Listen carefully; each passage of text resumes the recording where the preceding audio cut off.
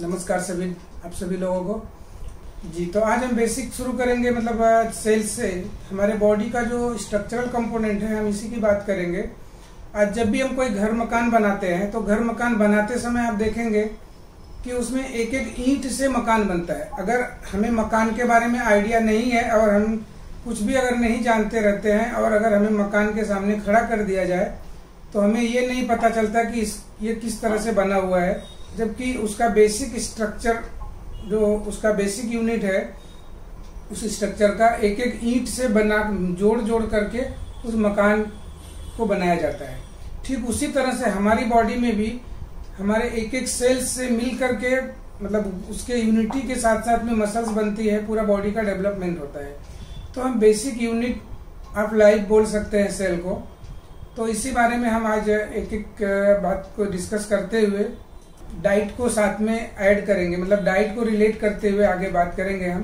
Think of cell या puzzle piece, मतलब हम एक पजल पीस के जैसा सेल्स को मानते हैं। जिस तरह से एक पजल पीस में एक एक यूनिट जुड़ करके बन रहा है, ठीक उसी तरह से आप देखेंगे हमारे बॉडी में सेल्स, एक एक सेल्स मिल करके हमारा स्ट्रक्चर बनता है। तो यहाँ पर आज हमें टोटल फोकस करना है सेल के बारे में।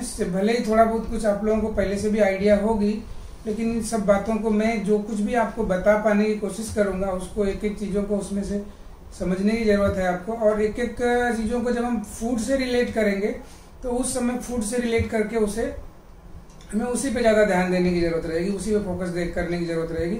बाद में हम भूल भी जाएंगे सेल क्या है और उसके अंदर के स्ट्रक्चरल कंपोनेंट्स क्या है। तो जब हम सेल की बात करते हैं तो इस सेल्स के अंदर, मतलब हमारी body more than 30 trillion cell से मिलकर बनी हुई है। Our body is made of some 30 trillions of cells, और each cell is as small as 1000 time of millimetres. अगर एक एक सेल की बात करें तो 1000 मिलीमीटर, मतलब 1 मिलीमीटर का 1000 टाइम्स छोटा है, जिसे हम आंखों से देख नहीं सकते हैं। और उस सेल के साथ में हमारा जो पूरे बॉडी का जो स्ट्रक्चर बना हुआ है, हम जिस सेल को आंख से देख नहीं सकते, बट उसके अंदर इतने मेटाबॉलिक, जो पूरे बॉडी की जो एक्टिविटी हो रही है, मेटाबॉलिक एक्टिविटी जो कुछ भी हो रही है, उस छोटे से सेल के अंदर होती है।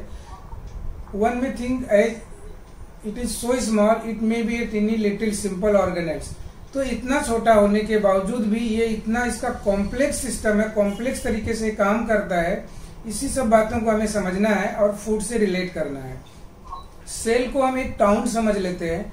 अगर एक छोटा सा सेल, जिसको हमने अभी बताया कि हम नंगी आंख से देख नहीं सकते हैं, इतना छोटा सेल होता है, और इस सेल के अंदर भी इतने सारे ऑर्गेनेल्स होते हैं। अब एक एक ऑर्गेनेल्स को यहाँ पर हम आपको समझाने की कोशिश करेंगे और उससे फिर वापस फूड से रिलेट करेंगे। तो सेल एक इतना स्मॉलेस्ट यूनिट हमारे बॉडी का है, और उस सेल के अंदर भी इतने सारे ऑर्गेनेल्स होते हैं जिनका अलग अलग नाम दिया गया है। यहाँ पर इस स्क्रीन में आप देख सकते हैं। तो हम सबसे पहले प्लाज्मा मेम्ब्रेन की बात करते हैं, जो ये आउटर लेयर है हमारी सेल की। सेल की आउटर लेयर को हम सेल मेम्ब्रेन बोल सकते हैं, प्लाज्मा मेम्ब्रेन्स बोलते हैं, और ये बैरियर का काम करती है। ये barrier that surround the entire outside of the cell. ये सेलेक्टिवली परमिएबल होती है। परमिएबल का मतलब हो गया कि कुछ सेलेक्टिव चीजें उसके अंदर आ सकती हैं और जा सकती हैं, लेकिन जैसे कि हमारा एक बॉर्डर होता है किसी भी देश का, तो उस बॉर्डर पे अगर देखने जाए तो एक अलग अलग बॉर्डर से हमें क्रॉस करना होता है, तो वहां पर इस तरह का, मतलब व्यवस्था की गई रहती है कि आप डायरेक्टली क्रॉस नहीं कर सकते हो। तो उसी तरह से यहाँ पर ये सेलेक्टिवली परमिएबल का मीनिंग होता है कि ये सेलेक्टिवली कुछ चीजें सेल के अंदर जा सकती है, कुछ बाहर आ सकती है। और ये जो सेल मेम्ब्रेन है, सेल मेम्ब्रेन इतनी स्ट्रांग और इतनी, मतलब जैसे आप किसी एक राजा या किसी पहले के टाइम में जो एक किंगडम हुआ करता था, उस किंगडम की बाउंड्री कितनी स्ट्रांग है, उसका उतना ही सुरक्षित उसका स्टेट होता है। सेम उसी तरह से ये हमारी मेम्ब्रेन कितनी अच्छी है, कितनी स्ट्रांग है, कितने अच्छे से है, उस तरह से उसकी लाइफ डिपेंड करती है। तो ये सेल मेम्ब्रेन की जब हम बात करते हैं तो यहाँ पे थोड़ा सा हम एक एक चीजों को पढ़ करके आपको समझाएंगे। Plasma membrane is guarded by the protein molecules that are stationed along the bilayer lipid cell of the plasma membrane which makes it selectively permeable। जो इसकी प्लाज्मा मेम्ब्रेन है, अब हम स्ट्रक्चर वाइज में आते हैं। जब हम खाने की बात करते हैं, कार्बोहाइड्रेट, प्रोटीन और फैट, तो यहाँ पर हमारे पूरे सेल का जो यानी जो ये मेम्ब्रेन है आउटर लेयर, ये कम्प्लीटली प्रोटीन मॉलिक्यूल से बनी हुई है। और साथ साथ में membrane showing the phospholipid bilayer with peripheral and integral membrane protein, glycoprotein, protein with the carbohydrate attach and glycolipid and plus cholesterol molecule. मतलब मेरा यहाँ पर इस स्ट्रक्चर को दिखा करके बताने का मीनिंग बस केवल ये है कि हम इतना जो प्रोटीन से मतलब डरते हैं कि प्रोटीन ज्यादा खाएंगे तो हमारे किडनी पे उसका इफेक्ट होगा, या हम कोलेस्ट्रॉल ज्यादा खाएंगे या मीन्स फैटी चीजें ज्यादा खाएंगे तो हमारे बॉडी पे बैड इफेक्ट करेंगी, बैड इम्पैक्ट होगा। बट अब एक सेल की जब हम बात करते हैं तो ये सेल का जो आउटर लेयर है, ये मेम्ब्रेन्स इस बाइलिपिड फॉस्फोलेयर से बनी हुई है और हमें वहां पर इसकी नीड है, प्रोटीन की नीड है, फैट की नीड है, इसलिए हम इसको रिलेट करके केवल समझाने की आपको कोशिश करते हैं। अब इसमें आप देख रहे हैं जो येलो येलो ये स्ट्रक्चर दिखाई दे रहे हैं, ये सभी कोलेस्ट्रॉल है। और ये कोलेस्ट्रॉल हमें हमारे बॉडी में जो भी सेलुलर स्ट्रक्चर में देखेंगे आप, सेलुलर लेवल पर इनकी बहुत ही ज्यादा नीड होती है हमें। हर सेल, जब भी हमारे बॉडी का मोर देन 30 ट्रिलियन सेल से मिलकर के स्ट्रक्चर बना हुआ है, तो आप सोच सकते हैं कितना ज्यादा हमारे बॉडी के लिए लिपिड्स की रिक्वायरमेंट है, फैट की रिक्वायरमेंट है। बट हमारी बॉडी अभाव में, हम केवल कार्ब रिच फूड खाते रहते हैं और उसके अभाव में भी हमारी बॉडी काफी सालों तक चलते रहती है और कहीं ना कहीं बीमारी का कारण बनता है। Phospholipid arrange in the bilayer, उस सेल्स का जो सेल मेम्ब्रेन है, उस सेल मेम्ब्रेन में phospholipid arrange in bilayer make up the basic fabric of the plasma membrane. They are well suited for this role because they are amphipathic, meaning that they have both hydrophilic and hydrophobic। ये layer यहाँ दिखाई दे रही है, इसके अंदर इस तरह से इम्बेडेड है, यानी ये जो फॉस्फोलिपिड के रूप में। यहाँ पर हम थोड़ा सा समझने की कोशिश करेंगे। ये जो कोलेस्ट्रॉल की जब हम बात करते हैं तो यहाँ देखिए इसका स्ट्रक्चर वाइज, यहाँ पे एक हेड के जैसा यहाँ फास्फेट और ग्लिसरॉल के बॉन्ड से, मतलब जो ट्राइग्लिसराइड की बात करते हैं हम, तो ये इस तरह से इसका स्ट्रक्चर दिखता है। और यहाँ पर थोड़ा सा ध्यान देने की बात है, केमिस्ट्री के हिसाब से जब स्ट्रक्चरल वाइज जाएंगे आप, तो एक जो यहाँ सीधी स्ट्रेट चेन दिख रही है, इसे हम सैचुरेटेड फैटी एसिड बोलते हैं।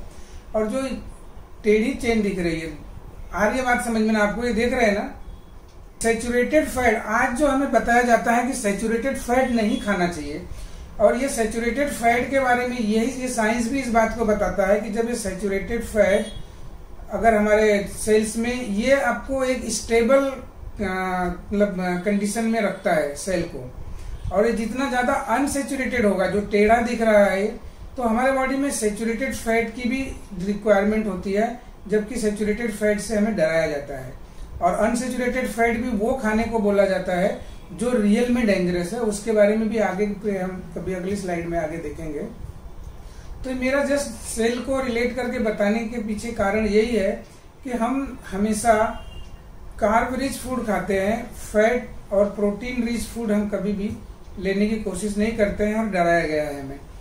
अब कोलेस्ट्रॉल की बात हम वापस करते हैं। विद इन द फास्फोलिपिड, जो हमने फास्फोलिपिड की बात बताया, यहाँ पर यहाँ पे ये जो पूरा फास्फोलिपिड्स का स्ट्रक्चर है, सेल के जो आउटर लेयर है, सेल मेम्ब्रेन्स, वहां पर इसमें आप देखेंगे कि ये जो कोलेस्ट्रॉल है, with in the phospholipid cholesterol another type of lipid. Lipid की भी जब हम बात करते हैं, फैट की जब बात करते हैं, तो इसमें भी अलग अलग टाइप्स दिया जाता है। जैसे भी आप ब्लड टेस्ट भी करते हैं तो वहां पे कोलेस्ट्रॉल, ट्राइग्लिसराइड, एलडीएल, वीएलडीएल, ये डिफरेंट टाइप्स के हम टेस्ट करते हैं। तो ये हमारे बॉडी में अलग अलग टाइप्स के होते हैं। तो ये इसे हम कोलेस्ट्रॉल को बोल सकते हैं another type of lipid that is embedded with in the membrane. उस मेम्ब्रेन में ये कोलेस्ट्रॉल होता है। तो इसको समझते हैं हम, जब भी हम लो टेम्परेचर होता है, तो उस लो टेम्परेचर में हमारी बॉडी मतलब कंस्ट्रिक्शन होता है सेल्स का, और जब टेम्परेचर हाई रहता है, गर्मी के मौसम में आप देखेंगे कि वो फैलाव हो जाता है। तो मतलब ये हमारे बॉडी में फ्लूइडिटी को मेंटेन करता है, टेम्परेचर को मेंटेन करने के लिए इसकी जो है हर सेल्स में इसकी रिक्वायरमेंट होती है। मतलब ये फंक्शन वाइज थोड़ा सा हम आपको बताने की कोशिश कर रहे हैं। अब आते हैं हम न्यूक्लियस पे। ये जो सेल हमने पहले बताया कि जो एक स्मॉलेस्ट यूनिट है हमारे बॉडी की। अब इस सेल के अंदर न्यूक्लियस है, यहाँ देखिए, यहाँ इंडिकेशन दिया गया है। ये ब्लू कलर में एक काफी रोबोस्ट स्ट्रक्चर दिख रहा है यहाँ पर। न्यूक्लियस को हम बोलते हैं control centre of cell that contain DNA. अब तो genetic material that contains the instruction for building the body. Nucleus का दूसरा function, inside the nucleus it contains the chromatin. Chromatin that wrapped मतलब DNA wrapped around the protein. यहाँ पर मुझे बस केवल एक ही बात को बार बार आपको बताने की मैं कोशिश करूंगा कि जहां पे प्रोटीन और फैट की बात आएगी, जब हम अब देखिए न्यूक्लियस की बात जब हम कर रहे हैं तो यहाँ पे डीएनए आ रहा है, डीएनए भी ये प्रोटीन का बना हुआ है और यहाँ पे इस डीएनए भी रैप्ड है प्रोटीन से। तो इसके साथ साथ में store in A gel like substance called the neoplasm. इसके अंदर जो सब्सटेंस है जिसे नियोप्लाज्म हम बोल रहे हैं, ये भी प्रोटीन लाइक स्ट्रक्चर्स है। तो हमारे सेल्स के अंदर जितना भी अधिक से अधिक हम देखेंगे तो वहां पर प्रोटीन दिखता है और फास्फोलिपिड्स, फैट्स, कोलेस्ट्रॉल, ये सभी चीजें देखने को मिलती हैं।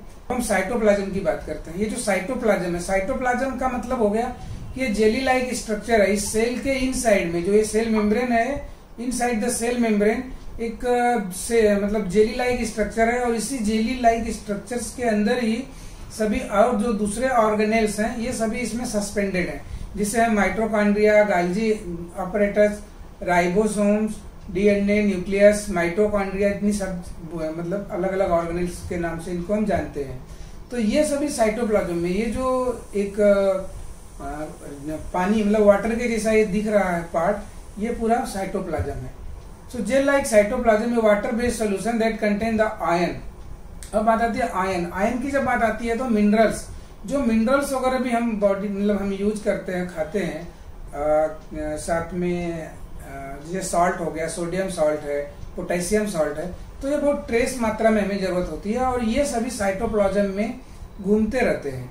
और साथ साथ में ये अभी इनका जो इम्बैलेंस होगा तो साइटोप्लाज्म के अंदर जो वाटर का जो इंटेक है मतलब हो रहा है, मतलब जो ऑस्मोसिस प्रोसेस होता है जो जिसकी वजह से सेल्स में फ्लूइडिटी बनी रहती है, तो अगर इसका भी इम्बैलेंस होगा तो सेल्स या तो श्रिंक हो जाएगा या ज्यादा वाटर एब्जॉर्ब कर लेगा तो वो फूला फूला रहने लगेगा।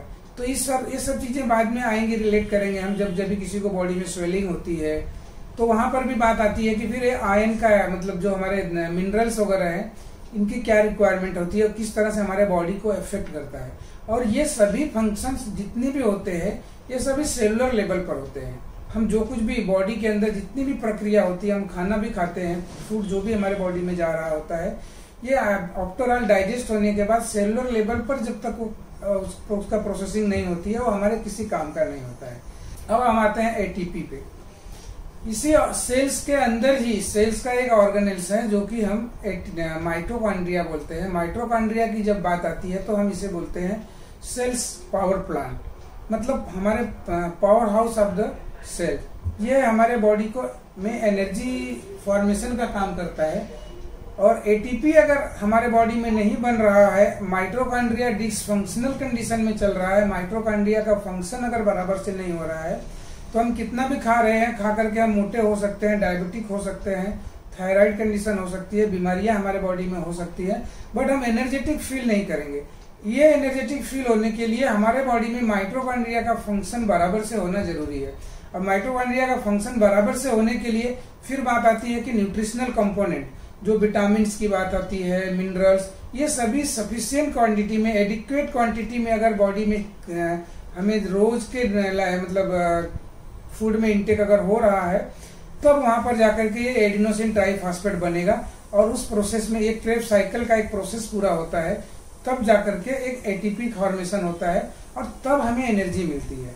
हमें केवल ये बताया जाता है कि हम तो कोई भी कोल्ड ड्रिंक्स की जब बात आती है मार्केट में, तो कोल्ड ड्रिंक्स भी हम ये समझ करके पी लेते हैं कि ये एनर्जी देता है और कोल्ड ड्रिंक्स को एनर्जी के नाम से प्रमोट किया जाता है कि भाई एनर्जी, कोल्ड ड्रिंक्स पियेंगे हम, इंस्टेंट एनर्जी मिलेगी, तुरंत एनर्जी मिलेगी हमें।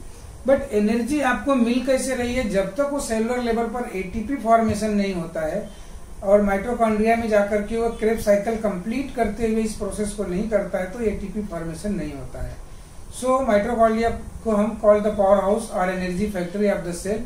There job is to make a steady supply of adenosine triphosphate, the cell's main energy carrying molecule.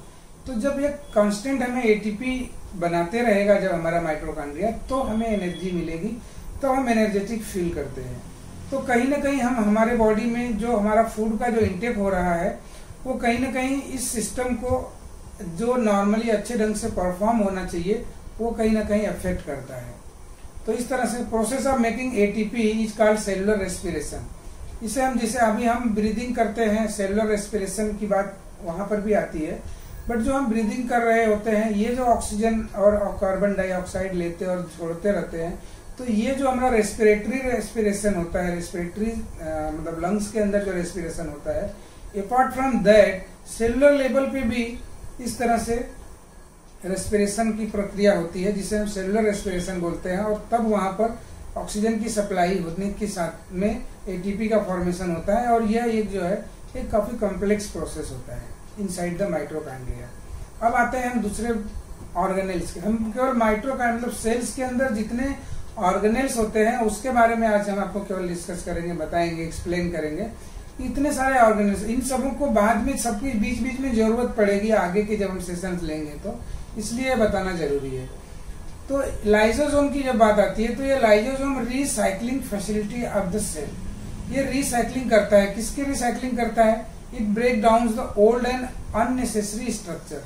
जैसे कि आप देखते हैं कि कोई भी हमारे यहाँ जब कचरा ज्यादा हो जाता है तो उसको रिसाइकलिंग के लिए कचरे की गाड़ी आती है, वो उठाकर ले जाती है, कहीं भी डंप करती है, या जो भी रिसाइकलिंग प्रोसेस का है, इस तरह से ये सब काम होता है। तो सेम वही प्रोसेस हमारे बॉडी में जब हम कुछ भी खा पी रहे होते हैं, इनटेक जब बॉडी में जाता है कार्बोहाइड्रेट, प्रोटीन और फैट, तो उसके यूटिलाइजेशन के साथ साथ में कहीं ना कहीं कुछ वेस्ट प्रोडक्ट निकलते हैं, वेस्ट मटेरियल निकलते हैं। सेल्स कुछ डेथ, जो सेल डेथ मतलब हो जाती है तो सेल, नए सेल्स भी बनते रहते हैं और पुराने सेल्स डैमेज होते रहते हैं। तो उस कंडीशन में भी कुछ अननेसेसरी स्ट्रक्चर बॉडी में तैयार होता है, बनते रहता है। उसको रिसाइकलिंग करने के लिए ये लाइसोसोम का काम होता है।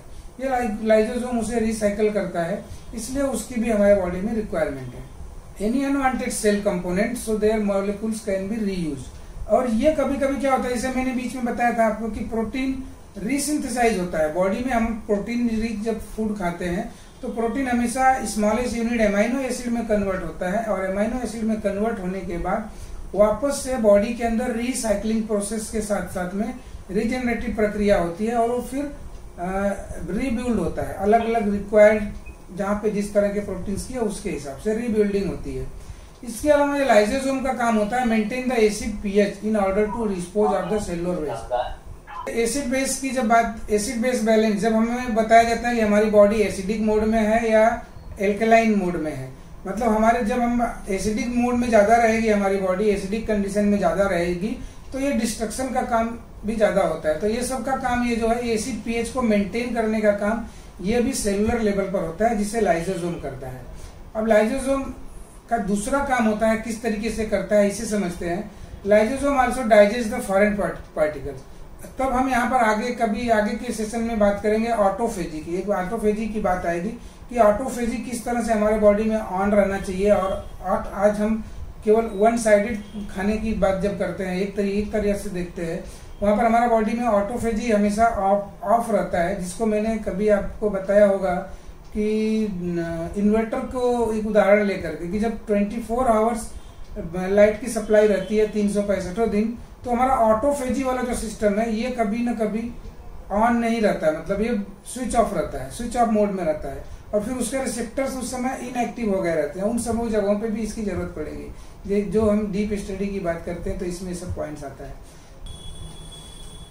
तो लाइसोसोम हमारे बॉडी में ये रिसाइकलिंग फैसिलिटी का काम करता है, रिसाइकलिंग करता है। Lysosome also digest the foreign particle that are brought into the cell from outside.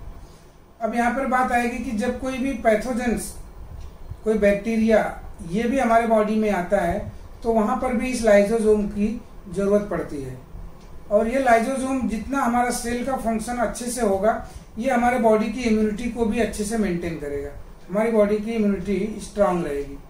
तो यहाँ पर समझ देखिए, ये सब चीजों को मुझे बताने के पीछे कारण यही है कि ये सबकी हमें कहीं ना कहीं जरूरत पड़ती है। अभी लाइसोसोम की जब हम बात करते हैं तो ये जो हमारे बॉडी में जो रिसाइकलिंग फैसिलिटी के साथ साथ में ये फॉरेन मटेरियल्स को, जब कोई इन्फेक्टिव पैथोजेंस हमारे कांटेक्ट में आते हैं, तो जब हमारा सेल्स एक्टिव ढंग से काम करता है, लाइसोसोम की मतलब फंक्शंस अच्छे से होते रहते हैं, तो ये ऑटो इम्यून जो की बात जब आती है, देखिए यहाँ पे जो digestive enzymes of the lysosome engulf the pathogens called the phagosome, destroy the pathogens allowing the digestion of the particles.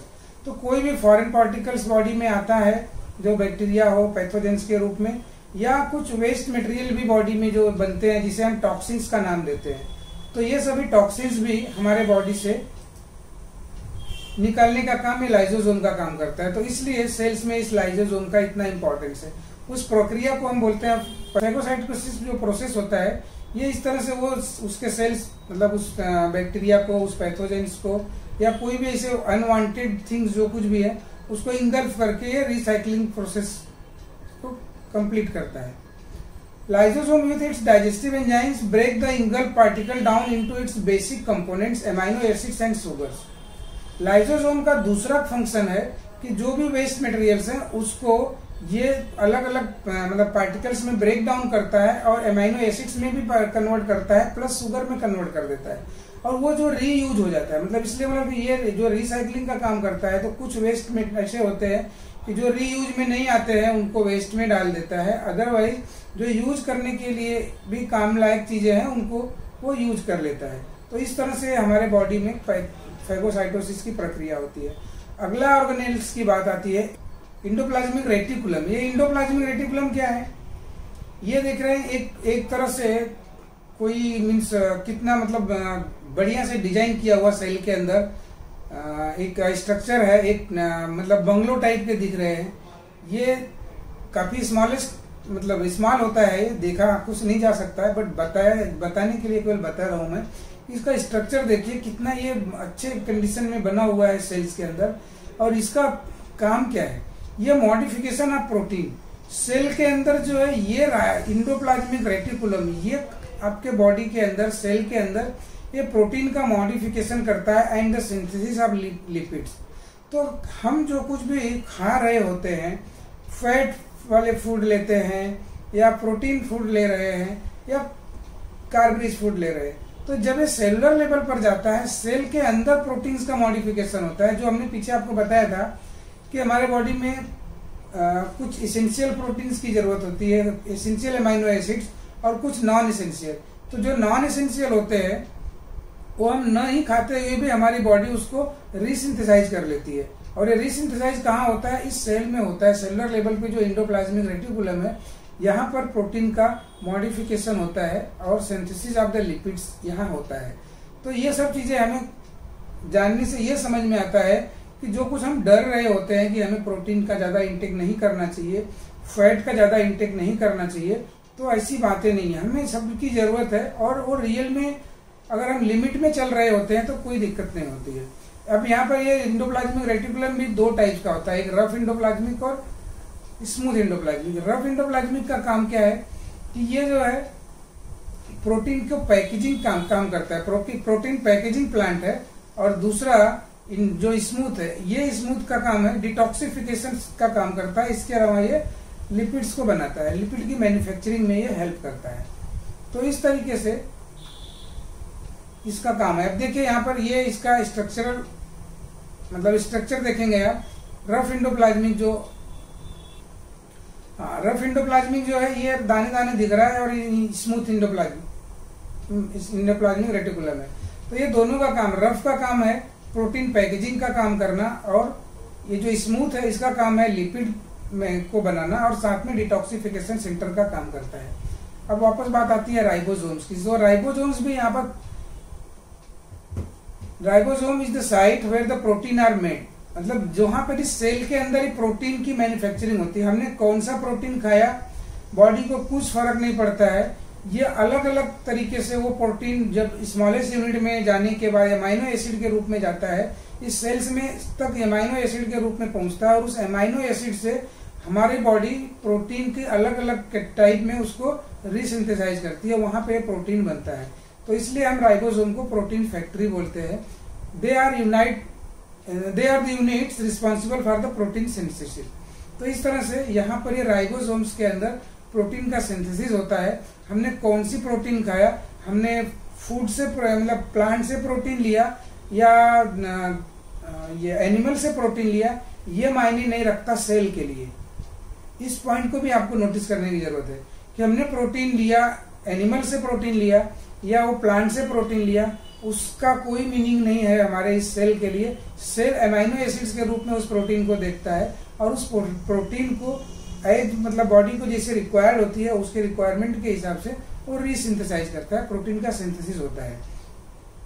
Made from, ये जो राइबोसोम्स है, it is made from RNA, ribonucleic acid and protein. तो आप इस cell के structure में यहाँ पर भी आप नोटिस करने की बात है कि हर जगह आप जहां भी देख रहे हैं हमें प्रोटीन की बात की जाती है। जो इंसुलिन हमें बॉडी में रिक्वायर्ड होता है वो इंसुलिन भी प्रोटीन का स्ट्रक्चर है। अगर इंसुलिन का स्ट्रक्चर में जब घुसेंगे तो इस इंसुलिन एक हार्मोन है, उसका स्ट्रक्चर भी प्रोटीन से होता है।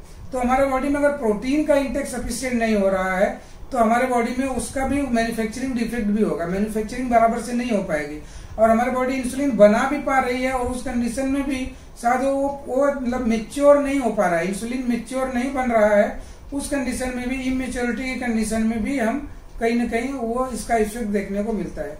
तो और ये प्रक्रिया क्या होती है कि एक दिन में होती नहीं है, ये सालों साल हमारे बॉडी पे इफेक्ट इसका होते रहता है, जिसको हम डिफिशियंसी